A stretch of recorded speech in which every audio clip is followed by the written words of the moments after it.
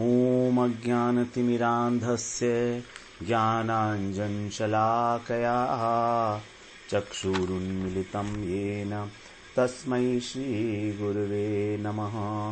वाञ्छाकल्पतरुभ्यश्च कृपा सिन्धुभ्येव च पतितानां पावनेभ्यो वैष्णवेभ्यो नमो नमः। नमो महावदन्याय कृष्ण प्रेम प्रदायते कृष्णाय कृष्ण चैतन्य नाम्ने गौरत्विषे नमः। हे कृष्ण करुणा सिंधु दीनबंधो जगत्पते गोपेश गोपिका कांत राधा कांत नमोस्तुते। तप्त कांचन गौरांगी राधे वृंदावनेश्वरी वृषभानुसुते देवी प्रणमामि हरिप्रिये। वृंदायै तुलसीदेव्यै प्रियायै केशवस्य च कृष्णभक्तिपदे देवी सत्यवत्यै नमो नमः। श्री कृष्ण चैतन्य प्रभो नित्यानंद श्री अद्वैत गदाधर शिवासादि गौरभक्त वृंद। हरे कृष्णा कृष्णा कृष्णा हरे हरे हरे राम राम राम हरे हरे। हरे कृष्णा। सर्वप्रथम मैं अपने गुरुपाद पद्म ओम विष्णुपाद अष्टोत्तर शत श्री श्रीमद् भक्तिवेदांत माधव गोस्वामी महाराज के चरण कमलों में अनंत कोटि दंडवत प्रणाम ज्ञापन करता हूँ। हम लोग श्रीमद् भगवद गीता का 15वां अध्याय श्रवण कर रहे हैं, जिसमें एक हमारा इम्पोर्टेंट श्लोक तृतीय प्रकरण का पहला श्लोक जीव तत्व में 7वां श्लोक हम उसका श्रवण कर रहे हैं। भगवान उसमें कह रहे हैं कि जीव का स्वरूप क्या है, बता रहे हैं। कह रहे हैं ममैवांशो जीवलोके जीवभूत सनातनः मनः षष्ठानि इंद्रियाणि प्रकृतिस्थानि कर्षति। इस जीवलोक में, मर्त्य लोक में जो जीव है, इस ब्रह्मांड में, क्योंकि सारे ब्रह्मांड के अंदर जीव हैं, तो इस पूरे संसार में जो जीव बना हुआ है, जीव भूतः, भूत का मतलब होना बनना, होना, तो जीव बना हुआ है जो आत्मा है, ये मेरा ही अंश है। ममैवांशो, और कैसा अंश है? सनातन, मतलब इसका कभी भी नाश नहीं हो सकता, ये हमेशा रहने वाला है, नित्य है। लेकिन फिर भी मनः षष्ठानि इंद्रियाणि प्रकृति स्थानी कर्षति, ये अपने को प्रकृति में स्थित मानता है। प्रकृति में स्थित मतलब शरीर में। प्रकृति का कार्य है शरीर। प्रकृति से 3 गुण उत्पन्न हुए, उन तीनों गुणों से 24 तत्व उत्पन्न हुए, उन 24 तत्वों से ही मिलकर हमारा शरीर बना है। तो ये शरीर में स्थित होकर जो मन और इंद्रियां हैं, इनको अपना मान लेता है। कर्षति माने आकर्षण करता है। तो आत्मा है तो शुद्ध, लेकिन अब क्योंकि इसके ऊपर स्थूल शरीर का आवरण है, तो स्थूल शरीर का आवरण होने के कारण जो इसका सूक्ष्म शरीर है, अर्थात मन बुद्धि अहंकार चित्त, इसको अपना मान लेता है, जबकि इसके हैं नहीं अपने, ये भी वास्तव में प्रकृति के ही हैं। तो इनको अपनी ओर आकर्षित करता है ये जीव, अर्थात आत्मा। ये जिस जीव की बात की जा रही है यहां पर, ये बद्ध जीव है। ये माया के द्वारा जो आकृष्ट हो गया है, माया के गुणों के द्वारा, उसी जीव की बात कह रहे हैं। तो बद्ध होने पर भी है तो मेरा अंश ही। अब क्योंकि अनुचित है, इसके अंदर चिद बल की कमी थी, इसलिए माया के प्रति आकृष्ट हो गया। इसने इस संसार की भोग करने की इच्छा की, स्वामी बनने की इच्छा की, तो इसलिए ये अपने स्वरूप से इसका पतन हो गया। इसने अपने स्वरूप को भूल गया, विस्मृत हो गया इसका स्वरूप। इसका स्वरूप है मेरा दासत्व, क्योंकि मेरा अंश है। तो यहां पर हम बात कर रहे थे कि हम जिस प्रकार के लोगों में रहते हैं, जैसा सबका स्वभाव होता है, वैसा ही हमारा भी स्वभाव होने लगता है। जैसे हमने उदाहरण किया था कि एक सिंह का बच्चा अगर भेड़ों में चला जाए तो स्वयं को भेड़ मानने लगता है। तो उसी प्रकार से हमारा सबका अनुभव है ये कि हम जिस वर्ण में, जाति में, संप्रदाय को अपना मानते हैं उसी के अनुसार आचरण करने लगते हैं। जैसे यदि कोई ब्राह्मण है, ब्राह्मण वंश में हुआ है, तो ब्राह्मण धर्म का पालन करने लगेगा। पुरुष है तो पुरुष धर्म का पालन करेगा, स्त्री है तो स्त्री धर्म का। लेकिन ये जितने भी धर्म हैं ये सब अनित्य हैं, ये इस शरीर के धर्म हैं। जब तक वो पुरुष है तब तक पुरुष का पालन कर रहा है। अगर अगले जन्म में वो स्त्री बन जाएगा तो स्त्री धर्म का पालन करेगा, अगले जन्म में ब्राह्मण बन जाएगा तो ब्राह्मण धर्म का पालन करेगा। ये सब शरीर के धर्म हैं और शरीर के धर्म अनित्य होते हैं। जब तक शरीर है तब तक उसका धर्म है, जब शरीर नहीं तो उसका धर्म कैसा। तो शरीर के गिरते ही इन शरीर के धर्मों से हमारा कोई संबंध नहीं रह जाता। जब हमारा ये पुरुष शरीर गिर जाएगा मृत्यु के समय, तो फिर हमारी आत्मा स्वयं को ये नहीं समझेगी कि मैं पुरुष हूं या मैं स्त्री हूं।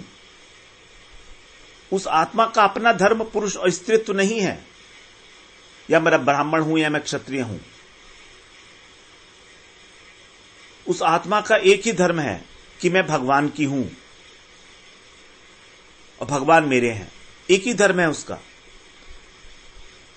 और यही सनातन है, यही उसका सनातन स्वरूप है। इसके अतिरिक्त जो कुछ भी हम देख रहे हैं वो नाटक है। वो नाटक इसलिए खेला जा रहा है कि इस आत्मा ने एक शरीर को धारण कर लिया, अब उस शरीर के अनुरूप ही वो नाटक कर रही है। क्यों? कारण क्या था? कारण कि आत्मा उस मन में आसक्त हो गई, उस सूक्ष्म शरीर में आसक्त हो गई, और ये मान लिया उसने कि मैं पुरुष हूं, मैं स्त्री हूं, मैं ब्राह्मण हूं, मैं गरीब हूं, मैं अमीर हूं। ये मान लिया है,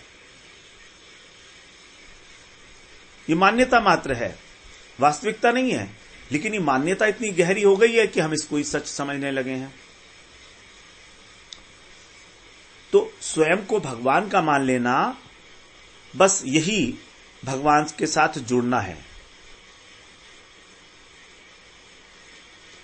तो यदि स्वयं को भगवान में लगाना है तो हमें यह सोचना है कि हम कौन हैं। हम अभी इस अवस्था में उस करोड़पति बाप के बेटे की भांति हैं जो मेले में कहीं खो गया था और स्वयं को अनाथ समझ रहा है तो करोड़पति बाप का बेटा, लेकिन अब क्योंकि मेले में खो गया, उसे पता नहीं है कि मेरा बाप कौन है, तो अनाथ समझ रहा है। अब यदि कोई व्यक्ति उस बच्चे को कहे कि तुम चलो, मैं तुम्हें तुम्हारे पिता का पता बता देता हूं, परम पिता का पता बताता हूं, और वो उसके साथ चला जाए, तैयार हो जाए, तो वो उसको उसके पिता के पास जो करोड़पति है ले जाएगा। उसी प्रकार से हमारे जो परम पिता हैं उनका परिचय देते हैं हमारे गुरुदेव। हमारे गुरुदेव उनका परिचय देते हैं और कहते हैं तुम मेरे साथ चलो, मैं तुम्हें उनके पास पहुंचा दूंगा। लेकिन हम गुरु की बात पर विश्वास ही नहीं रखते। हम चाहते ही नहीं कि कोई हमारा गुरु हो। हम इस प्रकार से इस संसार में अनाथ बने हुए भटकते रहते हैं, और जो इस शरीर के माता पिता हैं, भाई बंधु हैं, उन्हें ही अपना सब कुछ मानकर पूरा जीवन नष्ट कर देते हैं। ये शरीर की औपचारिकता है उनके साथ। हमारा शरीर का धर्म है अपने माँ बाप के साथ, अपने भाई बंधुओं के साथ, बस शरीर के स्तर तक इतना उसको निभाइए जितना आवश्यक है, लेकिन वास्तविक नहीं है। वास्तविक हमारा परिचय यही है कि हम भगवान के ही अंश हैं, वही हमारे परम पिता हैं। अब इससे अधिक और भगवान क्या कहें। भगवान खुद ही कह रहे हैं कि मैं ही तुम्हारा पिता हूं, मैं ही तुम्हारी माता हूं, मैं ही तुम्हारा पितामह भी हूं, तुम्हारा और कोई है ही नहीं मेरे अलावा। पिताहम अस्य जगतो माता धाता पितामह। इस संपूर्ण जगत का पिता, माता, धाता, धाता का मतलब धारण करने वाला, और पितामह, वो सब कुछ तो मैं हूं। तो यदि हम भगवान की एक बात ही मान जाएं, 9वें अध्याय में भगवान ने बात कही 17वें श्लोक में, हम कहते तो हैं हम भगवद गीता को मानते हैं, लेकिन हम नहीं मानते। अगर मानते होते तो हमारी ये स्टेज नहीं होती। अगर मानते होते तो हम अपने पिता के घर क्या नहीं जाएंगे, क्या जाना नहीं चाहेंगे, जो कि परम ऐश्वर्य का, परम शांति का, अमृत अशोक अभय का धाम है, एकमात्र धाम है। ऐसे हैं हमारे परम पिता। तो यदि हम इस संसार में रहकर जो हमारे शरीर के संबंधी हैं उनके साथ जो हमारे कर्तव्य हैं उनको करते हुए एक नाटक की भांति, without getting deeply involve into it, किसी के साथ तादात्म्य नहीं करना है, आइडेंटिफिकेशन नहीं करना है कि अगर ये नहीं है तो मेरी जिंदगी खराब हो गई, बर्बाद हो गई, खत्म हो गया, मैं मर गया। ऐसा नहीं, क्योंकि मेरे तो भगवान है, तो मेरा मन और बुद्धि तो हमेशा उन्हीं को समर्पित है। ये भावना हमेशा जागृत रहनी चाहिए। सोते जागते उठते बैठते यदि ये भावना हम अपने हृदय के अंदर जागृत कर रहे हैं तो यही भजन हो गया। भगवान को समझ में, भगवान को पता लग जाएगा कि ये तो मेरे को ही अपना मानता है, यही भजन हो गया भगवान का। लेकिन ऐसा हो नहीं पाएगा, और इसको होने के लिए ही हम लोग नाम का आश्रय लेते हैं। भगवान तो हमारे साथ घूम फिर नहीं सकते हमेशा, लेकिन जो भगवान का नाम है वो हमारे साथ हमेशा रह सकता है। और भगवान के नाम में और भगवान में कोई अंतर ही नहीं है, जरा सा भी लेश मात्र ये फॉर्मूला है।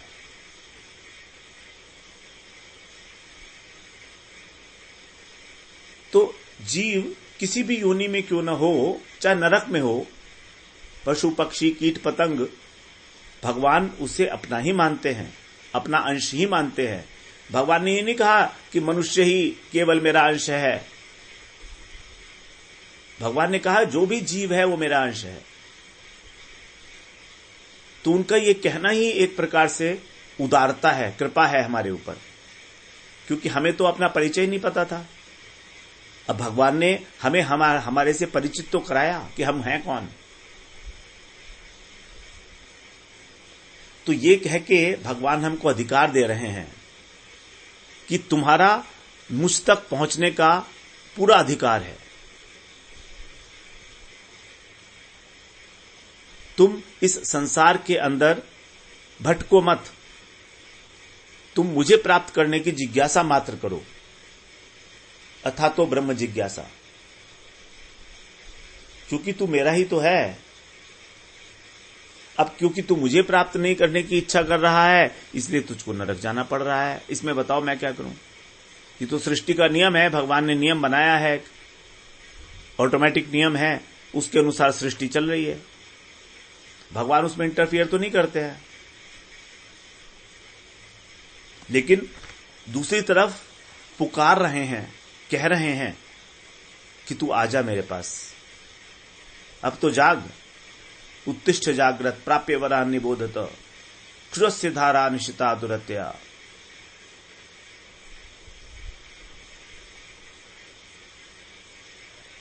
उत्तिष्ठ जाग्रत, उठो जागो।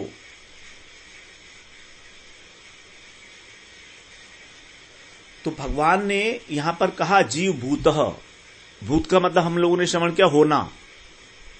तो भगवान ने कहे कि तुमने ये शरीर धारण किया, तुम्हारी भोग वांछा की इच्छा थी, तो तू जीव हो गया।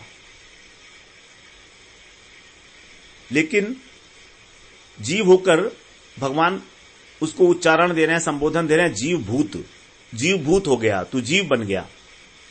लेकिन तेरी योग्यता जीव भूत में नहीं है, तेरी योग्यता तो बहुत ऊपर है।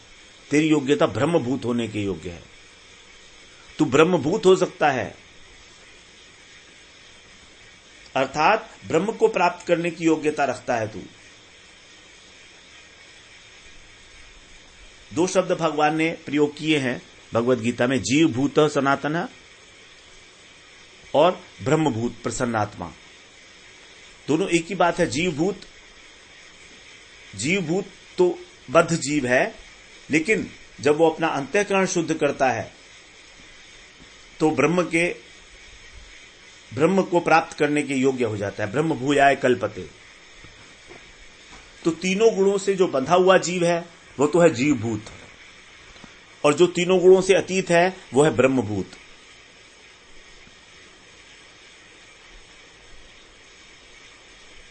और तू ब्रह्मभूत होने की भी चिंता मत कर, मुझे पुकार ले, बस एक बार मेरा नाम ले, क्योंकि तेरे हृदय के अंदर जो कल्मश है वो एक दिन का तो है नहीं, अनंत काल से पाप करते चले आ रहे हो, और आगे भी पाप करोगे, क्या पता आगे भी कल्मश तुम्हारा इकट्ठा होगा। तो तुझको कुछ नहीं करना है, ना तू कुछ कर सकता है। मैं तेरा सुहृद हूं, तेरे कल्याण की, तेरे हित की कामना करता हूं, तो मैंने अपनी सारी शक्ति अपने नाम में भर दी है, अपनी हरि कथा में भर दी है। बस तू मेरा हरि कथा सुन। प्रतिष्ठा कर्ण रंध्रेण स्वानाम भाव सरोरुहम धुनोति शमलम कृष्ण सलिलस्य यथा शरत। जब भगवान की कथा हमारे कर्ण रंध्र के अंदर प्रवेश करती है, कानों का बड़े महात्म्य है। 5 इंद्रियों के अंदर हमारा जो कान है वो सबसे शुद्ध है, क्योंकि हरि कथा कान के माध्यम से ही अंदर जा सकती है और कोई साधन नहीं है। तो हरि कथा को हृदय तक पहुंचाने का एक ही साधन है, कान। तो कह रहे हैं कर्ण रंध्र के द्वारा जब मेरी कथा तेरे हृदय रूपी कमल के ऊपर पहुंचती है, प्रवेश करती है, तो हरि कथा तो भगवान से अलग नहीं है। भगवान का नाम, भगवान का रूप, भगवान के गुण, भगवान की लीलाएं, भगवान का धाम, भगवान की कथाएं, ये भगवान से अभिन्न है। जितनी शक्ति भगवान में है उतनी शक्ति भगवान की कथाओं में है, लेश मात्र भी कम नहीं। तो कह रहे कथाओं के माध्यम से मैं तेरे हृदय में पहुंच जाऊंगा। धुनोति शमलम कृष्ण, कृष्ण कह रहे हैं मैं स्वयं तुम्हारा गंदगी साफ करूंगा। शमल का मतलब होता है कलमश। और कैसे हो जाएगा साफ? सलिलस्य यथा शरत, जैसे शरत ऋतु में वर्षाकालीन जो नदियां हैं जिनका गंदा हो जाता है पानी, वो अपने आप साफ हो जाता है, स्वच्छ हो जाता है शरद ऋतु के आने मात्र से। मतलब कब तेरा हृदय शुद्ध हो जाएगा तुझे खुद ही पता नहीं लगेगा, क्योंकि वहां मैं आ गया ना। मैं बैठा हूं तो मैं गंदे स्थान पर तो बैठता नहीं हूं। भाव सरोरुहम, लेकिन कथा को भावपूर्वक सुनना। ऐसा नहीं कि मैंने 2 कान दिए हैं तो एक से सुना और दूसरे से निकाल दिया। अंदर ले जाना उसको हृदय कमल पर बिठाना। भाव सरोरुहम, भाव के साथ ग्रहण करना अपने हृदय कमल पर। तो भगवान अपने भक्तों के हृदय में कान के माध्यम से प्रवेश करते हैं और उनके हृदय कमल पे विराजमान हो जाते हैं। तो वे सारे दोष जो हैं वो हमारे धुल जाते हैं।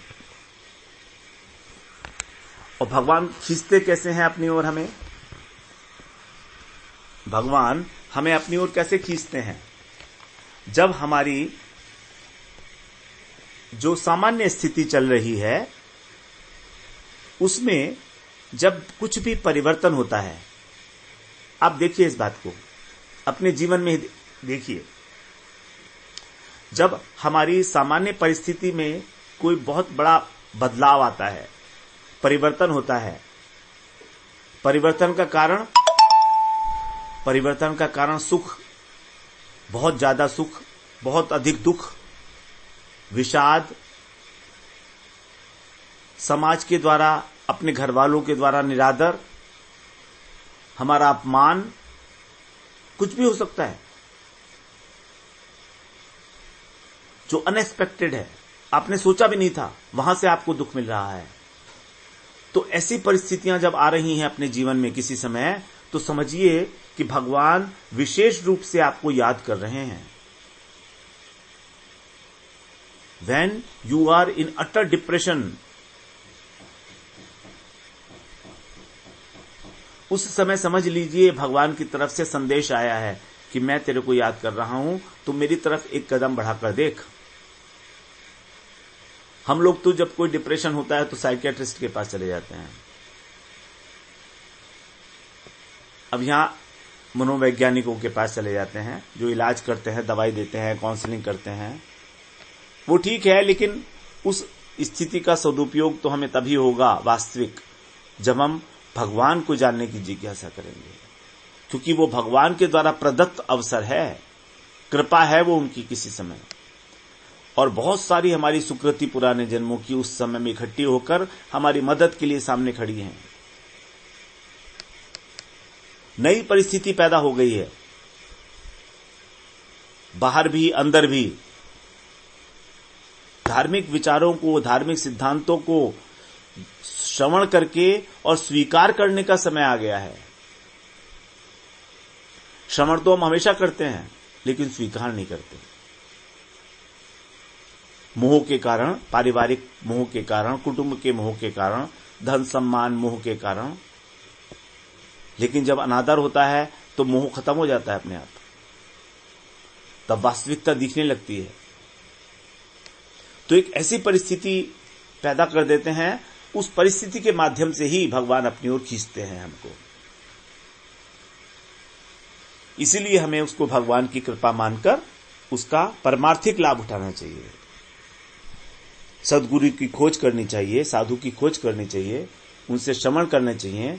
भगवान ने गीता में क्या कहा है, भागवत में क्या कहा है, रामचरितमानस में क्या कहा है, सुनना चाहिए, उस पर मनन करना चाहिए कि ऐसा कहा है लेकिन ऐसा हो नहीं रहा है तो क्यों, या मुझे ही ऐसा नहीं लग रहा है। अपने से प्रश्न पूछने पड़ेंगे। फिर भी हम उनकी ओर क्यों नहीं जाते हैं, इसी का उत्तर दे रहे हैं भगवान आगे। मन है षष्ठानी इंद्रियाणी प्रकृति स्थानी कर्षति। तो पहले श्लोक में पूर्वार्ध में अपना अंश बताया और उत्तरार्ध में उसको प्रकृति में स्थित बताया। तो है तो मेरा अंश, लेकिन प्रकृति का अंश नहीं है, लेकिन स्थित प्रकृति में है। ये हो गई ना विडंबना सी। मेरा अंश है तो मेरे में स्थित होना चाहिए भाई, किसी पराये में क्यों चला गया। मैं चेतन तत्व हूं, जाके जड़ प्रकृति में बैठ गया।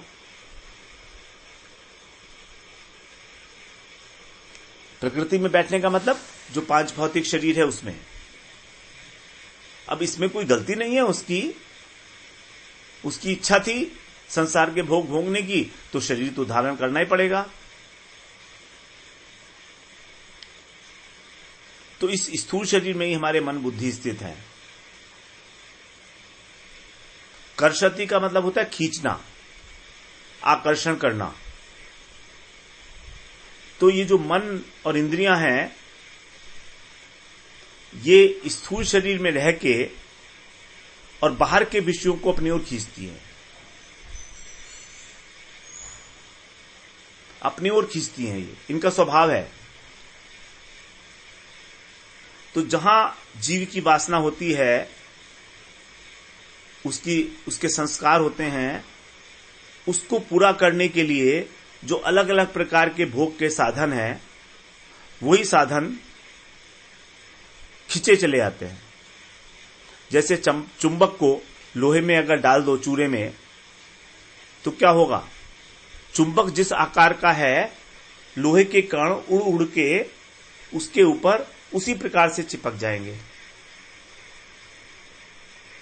इसी प्रकार से जो वात्सल्य युक्त जीव है, वासना युक्त, जिसके अंदर वासनाएं भरी पड़ी हैं, तो जो जो उसकी वासनाएं हैं, उस वासना के अनुरूप जो भोग पदार्थ हैं, वे उस पे आके चिपक जाएंगे।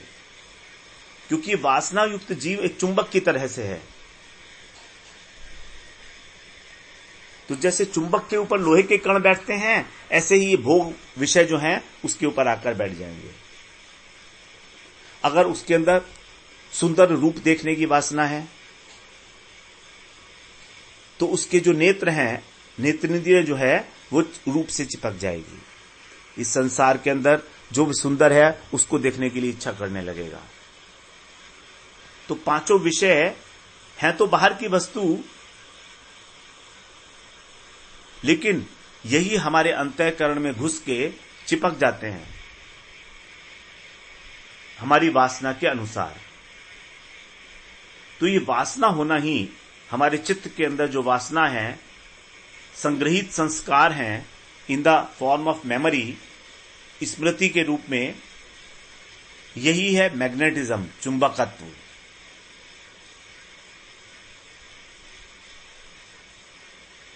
तो लोहे के कण वहीं चिपकते हैं जहां चुंबक है जिस चीज में।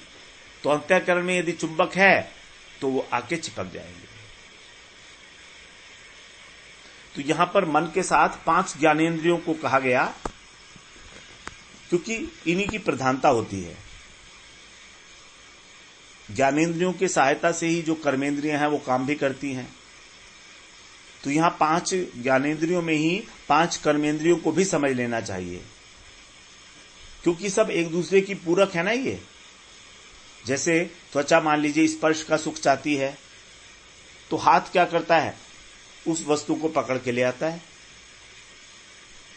आंख कुछ देखना चाहती है तो पैर उसे वहां तक पहुंचा देते हैं। मान लीजिए मुझे इच्छा हो रही है कि मैं फॉल्स देखूं, नायग्रा फॉल्स, तो पैर मुझे उठाकर कनाडा ले जाएंगे नायग्रा फॉल्स दिखाने के लिए। नेत्र थोड़ी ना चले जाएगा बिना पैर के।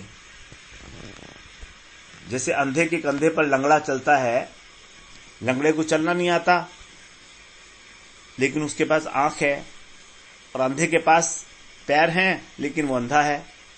तो जो कर्मेंद्रियों और ज्ञानेंद्रियों का यही संबंध है। ज्ञानेंद्रियों के पास आंख है और कर्मेंद्रियों के पास पैर हैं, तो ये उसको वहीं पर जाकर ले जाते हैं। पैर है, हाथ है। तो ज्ञानेंद्रियों से ही हम कर्मेंद्रियां भी समझ लेंगे। तो ज्ञानेंद्रियां लंगड़ी हैं और कर्मेंद्रियां अंधी हैं। आंख तो जा नहीं सकती ना कहीं, और पैर देख नहीं सकते, तो दोनों एक दूसरे के पूरक हो गए।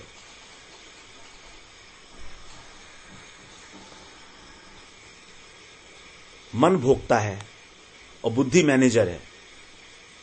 मन में जो है, यहां पर मन आया ना, मन षष्ठानी इंद्रियाणी, तो मन के अंदर ही हम बुद्धि को भी ले लेंगे साथ में। तो भगवान के कहने का तात्पर्य है कि ये जीव मेरे अंश से उत्पन्न होके भूल के कारण अपनी स्थिति शरीर में, मन में और इंद्रियों में मान लेता है, और यही मान्यता उसको संसार के चक्र में घुमाए रखती है।